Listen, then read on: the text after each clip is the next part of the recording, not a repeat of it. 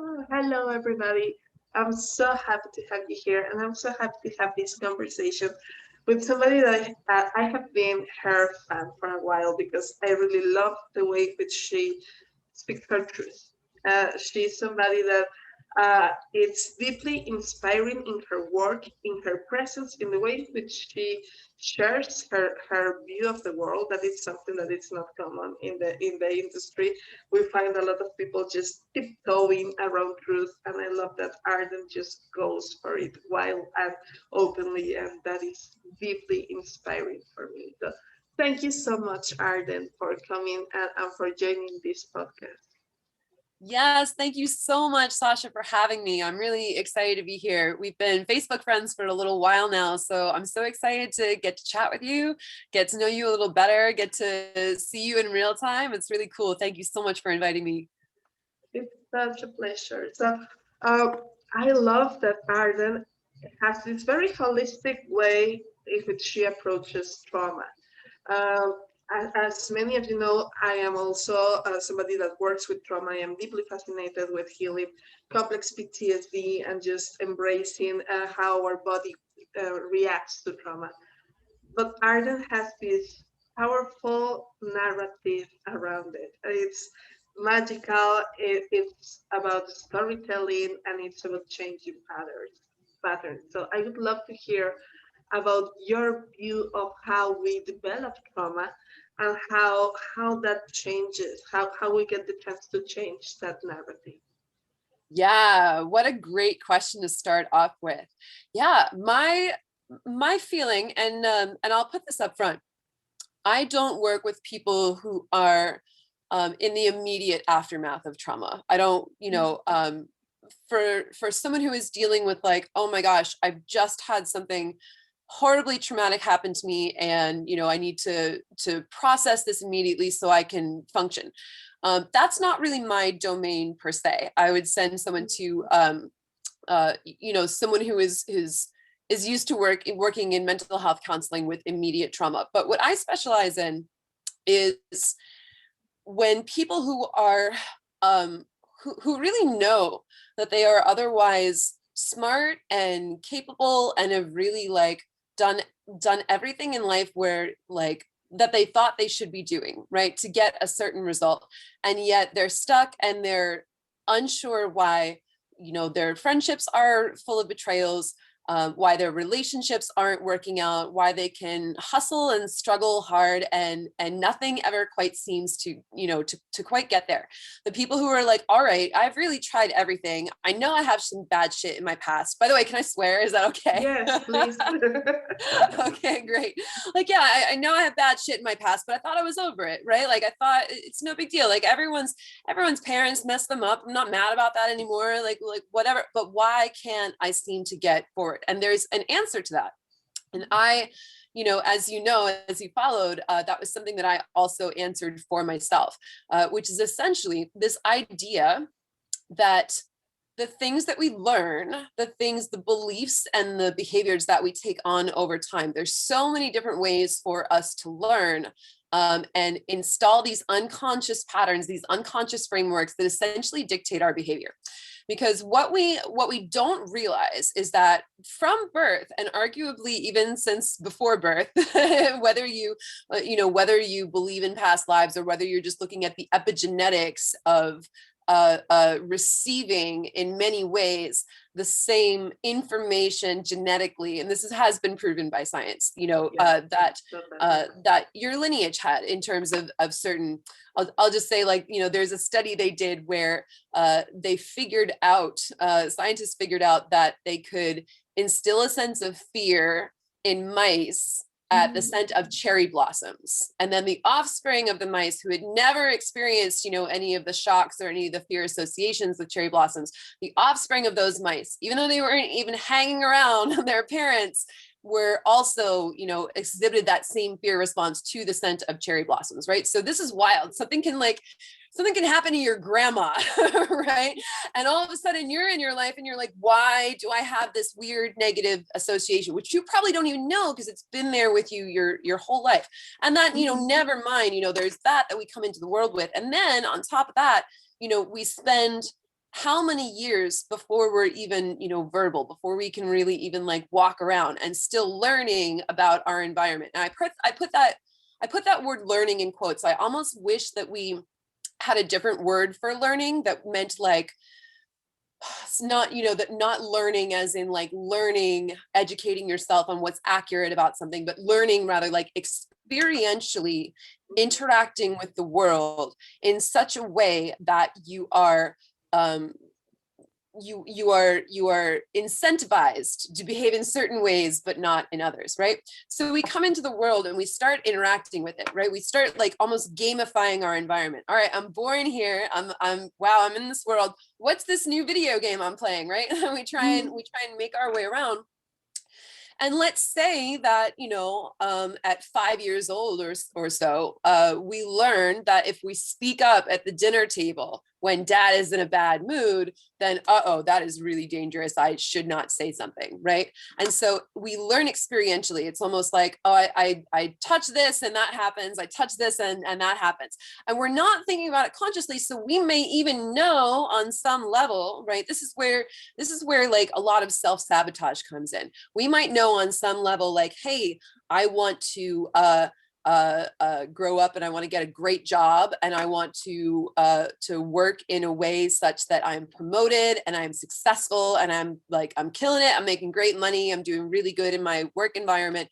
But if, you know, there's an example, for example, you know, there's a story of a man who, when he was an 11-year-old boy, he said something at the dinner table that his parents didn't like. He repeated something. He corrected his father. His father was like wrong about something he had learned otherwise in school. He was like, oh, that's not right. It's actually this. And his father got really upset. And his mom goes to him, don't you ever try to be better than your father. And so there he is then at like 38, right? And he's in line for a promotion. And all of a sudden he's like, I'm going to get this promotion. I'm in line for it. It's so good. Like, I got this. It's going to come through. And then in the couple weeks leading up to it, he starts self-sabotaging. He starts drinking, showing up to work hungover, not getting things in on time, right? And all of his bosses are like, well, what the hell? We can't promote you. Like, wow, we can't, you know, I guess we're going to have to give the promotion to someone else because you're flubbing it, you know? And little does this man know that inside his head is this unconscious voice being like, don't you ever be better than your father. Because if you ever try to be better than your father, who is, you know, a blue collar worker his entire life, then you're going to lose the love of your mom, right? And we're all walking around having learned, like having picked these things up in different places in our environment and thinking that they are the correct strategy for us to keep going around the world with, right? So the moment that we learn, essentially, I created a course called the Repatterning Project.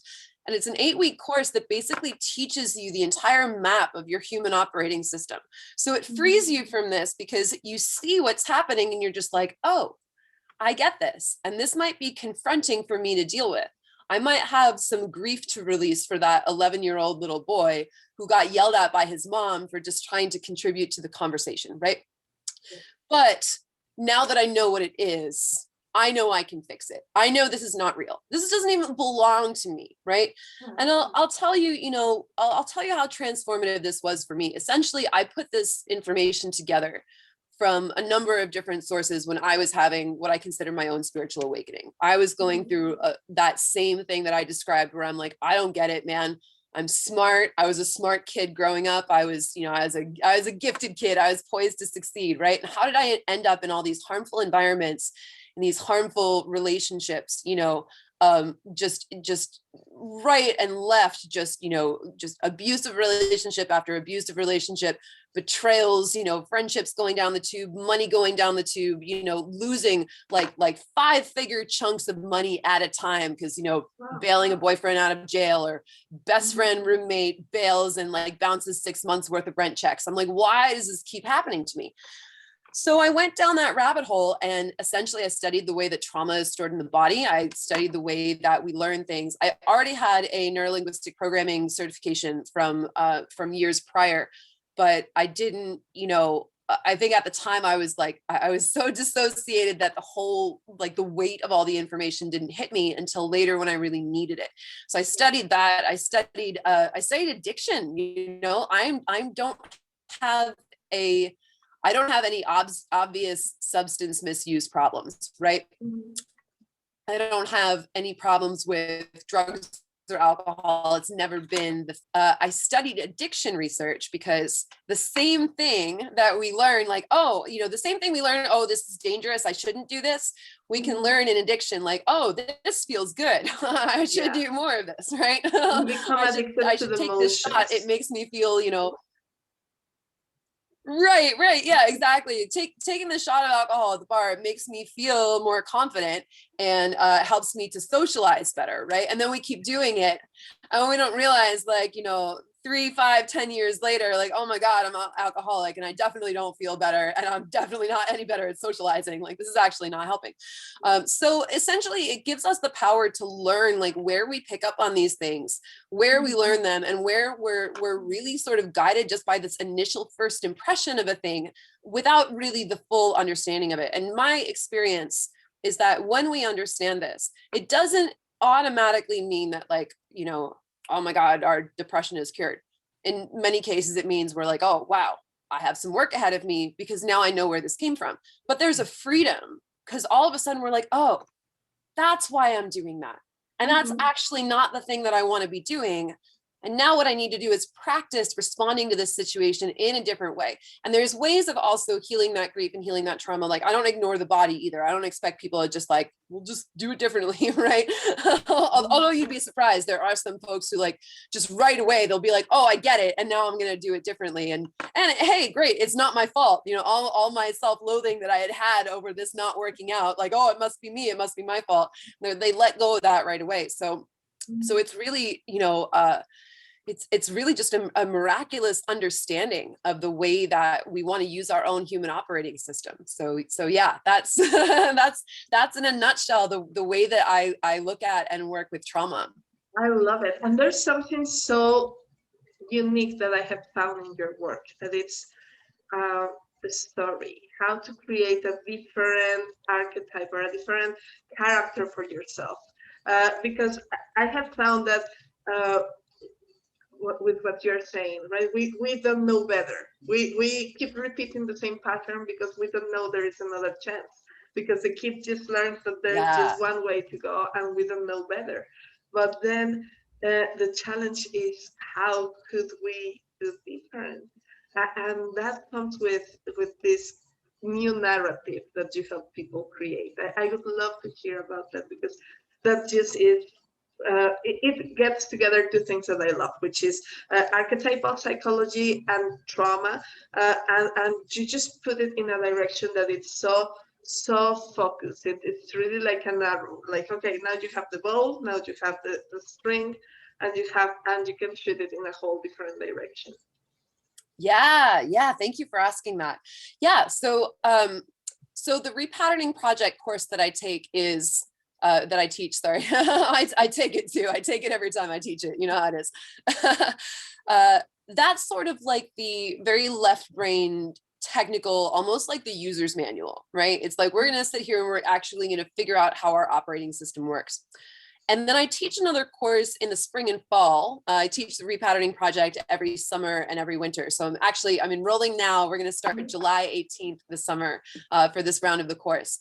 And in spring and fall, I teach a course called Myths and Magic. It's a little shorter. It's a 4-week course, but essentially it is about exactly what you're talking about, where it's once we understand that technical aspect, then we can start to work with the right-brained aspect, with the creative aspect, with what roles are we agreeing to take on in life? What stories are we telling ourselves? What stories do we want to be telling ourselves in our lives? Where do we want to be embodying a certain role in society, or a certain archetype, or a certain way of being in the world? That we're not giving ourselves permission to do because we have learned that is unsafe for us. Where can we start to look at changing our stories, right? Where can we start to look at being, for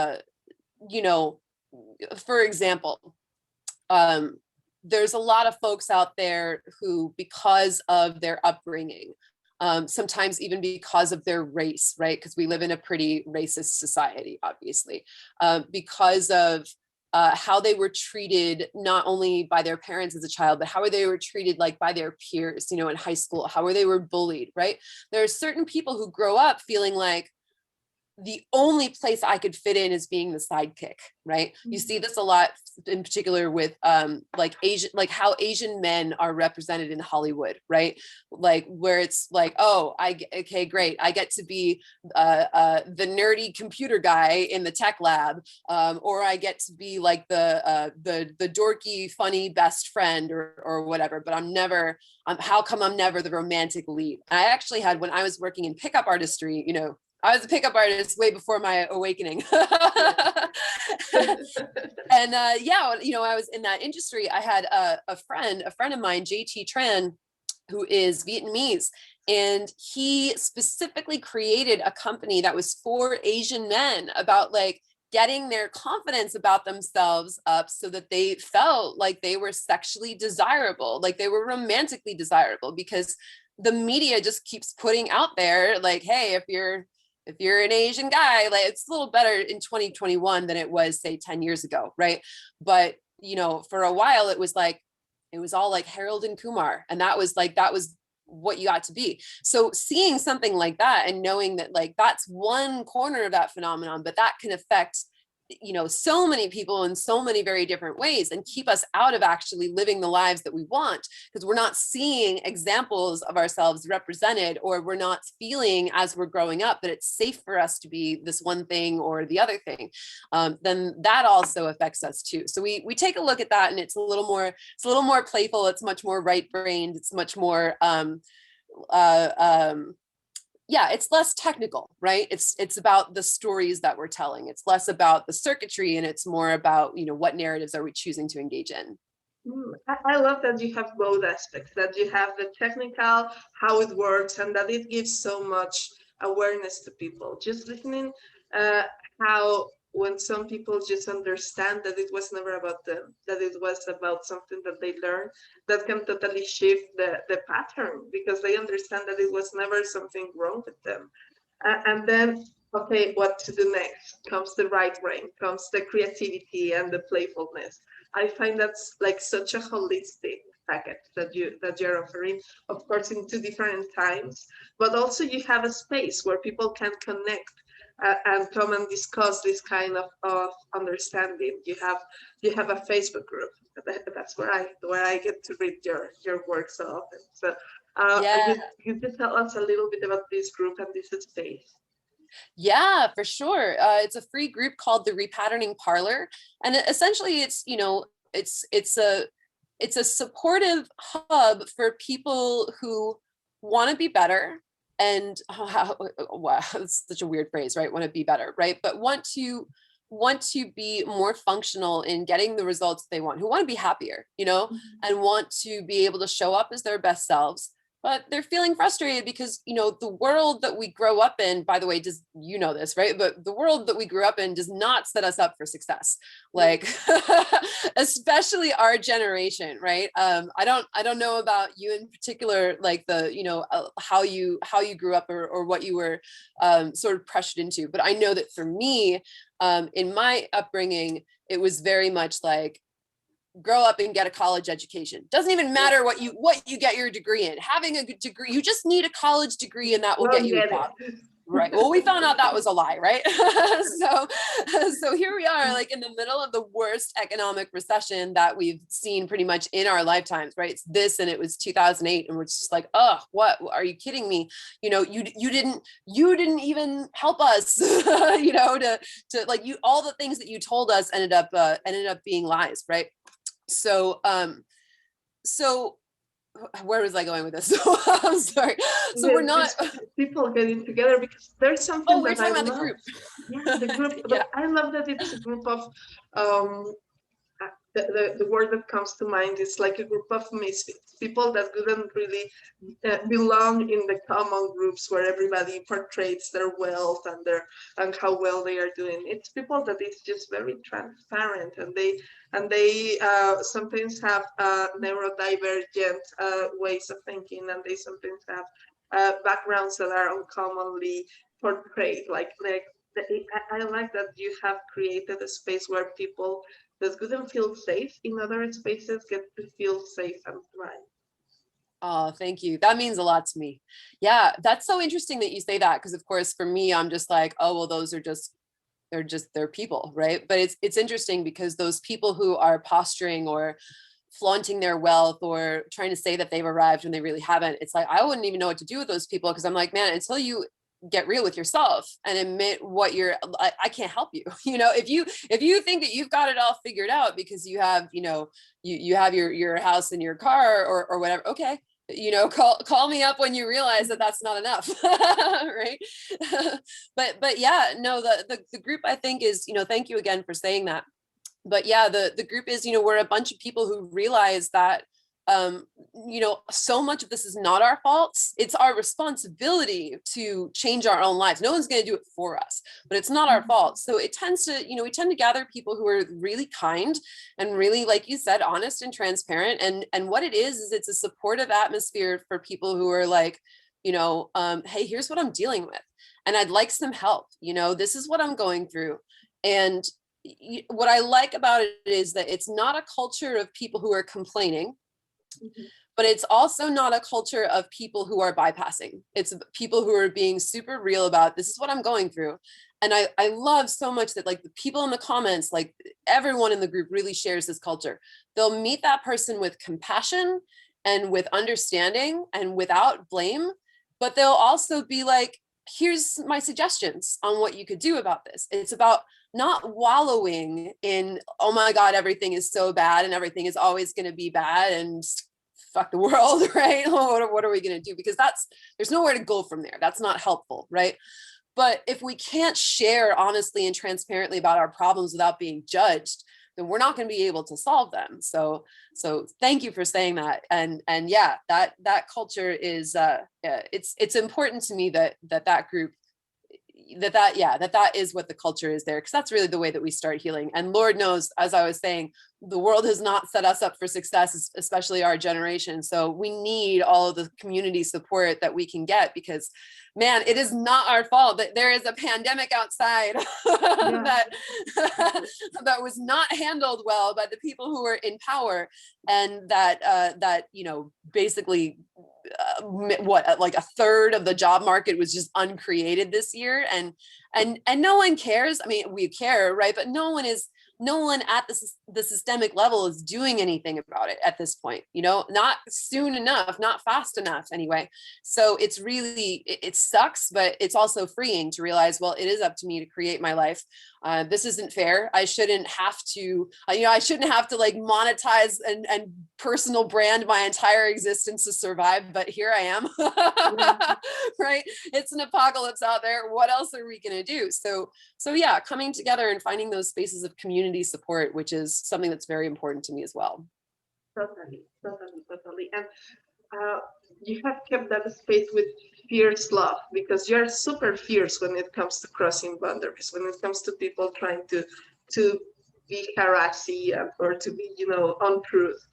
So that is something also very valuable, that creating a safe container. And I can only think that's the same thing that you do in your containers, in your repatterning project, and that safe container, that it's fierce and loving, translates in the way in which people can heal around. Yeah, thank you. Yeah, the nice thing about the container is that I really don't have to be all that fierce, because the people are there to learn, right? They're like, hey, I'm showing up. Here's my intention. And at that point, I just get to be of service. And it doesn't mean that I'm not going to be honest about my thoughts, but honestly, like, the material does the majority of the work for me. I don't ever in my containers have to trigger people, get in anyone's face. You like, I'm just like, literally the way that I teach is I'm like, all right, well, here's what works. You know, here's how this works, rather, not even just here's what works. Here's how this works.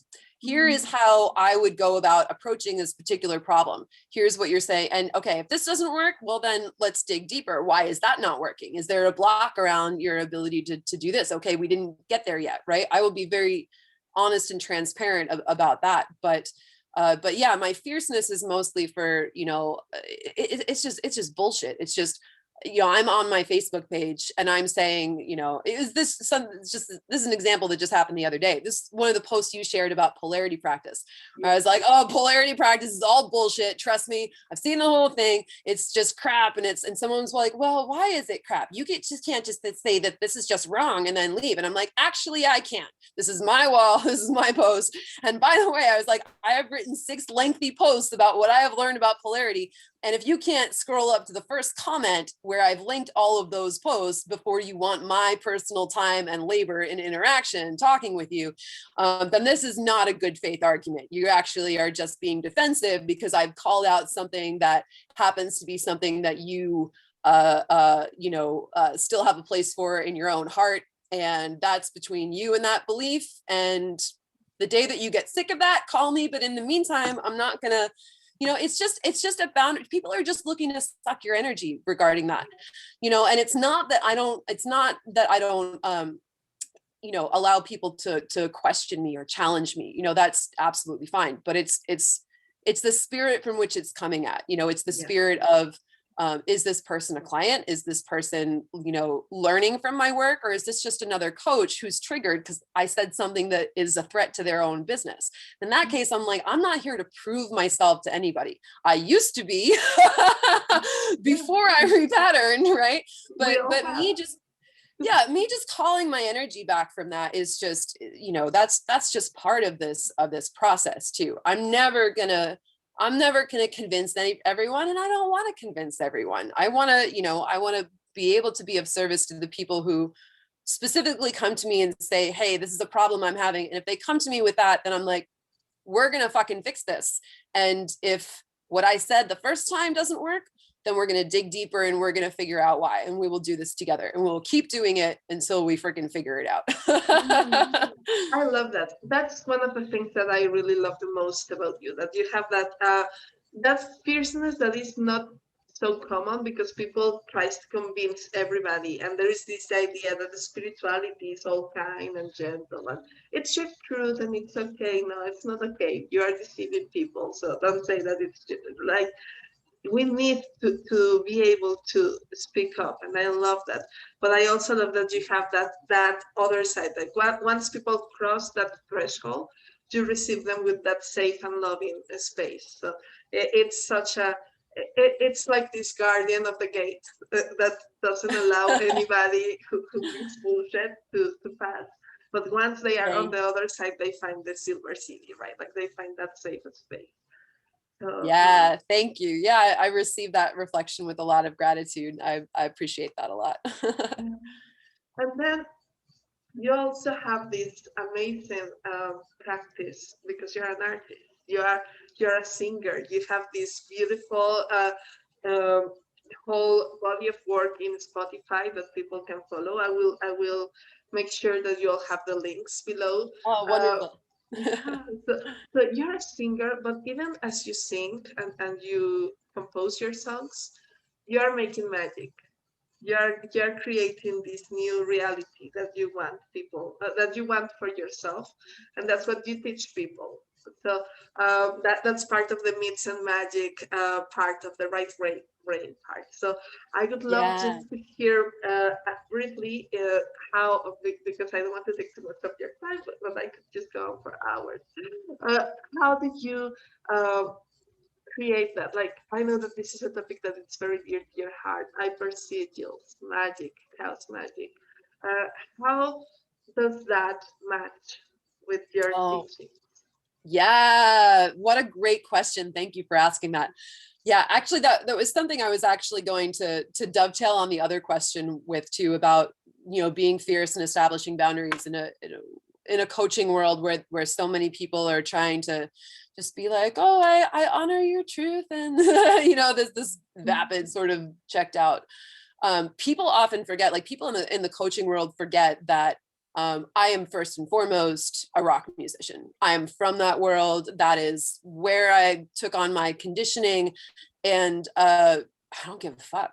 You know, my magic teacher is Grant Morrison, who's a chaos magician who came up in the punk scene, right? Like I have a cover of a Ramones song on my last EP. So people are like, you're rude. And I'm like, no, this is just my world. And I actually think you're rude. Your world is a lot ruder because you will sit there and love and light people, and while you're harming them, right? Like if I'm harming you, you will fucking know it, because we'll call it with a lot of swear words or whatever. I don't want to harm people, obviously, but yeah, I found when I released my last EP for my band Arden and the Wolves, I set an intention. I knew at this point that I was like, I've been too reckless with my heart. I've been too undiscerning. And I know that the next phase of my story, I'd released previously 2 sort of like practice EPs. I didn't really wholeheartedly go for it. I was just finding my sea legs as a musician and magician, I suppose.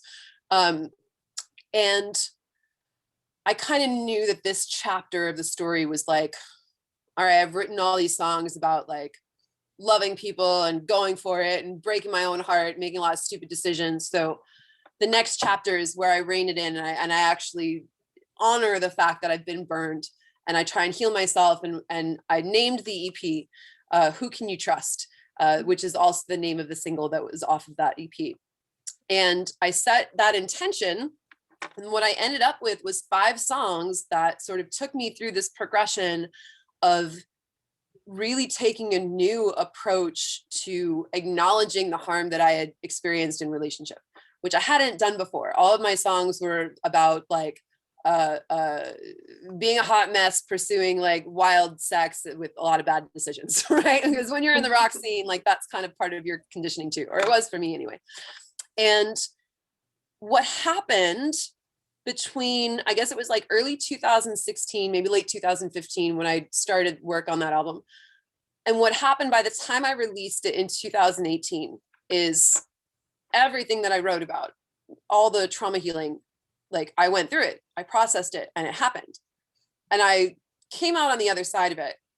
And like I said, I covered a Ramones song. I covered the Ramones Poison Heart, which the chorus of it is like, well, I just want to walk right out of this world because everybody has a poison heart. And that was where I was at. I was like, I keep loving people and everyone's just a fucking asshole. Why is this happening? Right? Like we were talking about in the beginning, like why is this happening? I don't understand. And then right as I was wrapping up the album, this is going to sound weird. I don't credit myself for this, by the way. Like this is just a wave that I was on, but you have to understand when you're in my experience and seeing this happen around you, it's very bizarre. The end of 2017, I'm wrapping up the album. I'm just putting the final touches on the production, sending it in for a mix. It's going to come out in early 2018. And what happens with the Me Too movement, right? The Me Too movement then crests into the mainstream. I want to be careful that I credit Tarana Burke, who created the hashtag, created it many years before, but it was October 2017 that is really considered the moment that it peaked into the mainstream and became a huge wave. And I was wrapping up the album and I suddenly realized, and the cover art is like me with a man's hands around my neck and my eyes are wide. Like, I'm like, is this sexy? Are you choking me for fun? Or is my life actually in danger? Which is a good question for myself at the time. And all of a sudden I was like, holy shit, I basically just made Me Too the album. Like everything that I was processing on this 5-song EP is all of a sudden being reflected to me in my reality around me. And obviously, as I said, I'm not going to take credit for the Me Too movement because I made a 5-song EP, right? Like I consider myself like a drop in the wave that was helping things go there anyway. But I will say, like, it didn't not work, right? And it worked for me. And so coming out of that on the other side, I was like, well, I guess now that worked, I better be pretty responsible about what I write my songs about, because it turns out the things that I'm writing about are coming true for me in my reality. And this was also true of my magic teacher, Grant Morrison, who coined the term hypersigil, which is a term that basically is for narrative magic, where you're working with, like, he was writing a comic book, like a long comic series. And he noticed that what he was writing about his main character, who he had designed to look like himself, was happening to him in his own life on a 3 to 6 month delay. So that's when I was like, oh, shit, guess I better write the things that I actually want to come true. And since then, we'll have to do another episode, maybe like early next year when I put out my full length album, because I have a ton of stories about how that album ended up coming true for me in my own life. But yeah, it made me a lot more responsible about what I was writing. Yeah, that's so beautiful. I would really love to just have a whole conversation about that. That's so fascinating, and it's that missing piece in the puzzle for me. Like how, okay, you understand how your body is processing trauma. You understand that you didn't know how to do better. You understand that you didn't have an example now how to write yourself into this new reality. Like how to actually create a responsible, from a responsible approach, the life that you want to live. That is so a full circle. Yeah, thank you. I appreciate that. Yeah, and that's what I want to be able to do for other people, is to the thing. I think if I could leave with one like factoid, like one statistic that really put all of this into perspective for me, I would say that it was learning about the ACE test, right? The ACE score, the Adverse Childhood Experience Test, is basically a test of 10 yes or no questions that, have you experienced this during your childhood? Yes or no.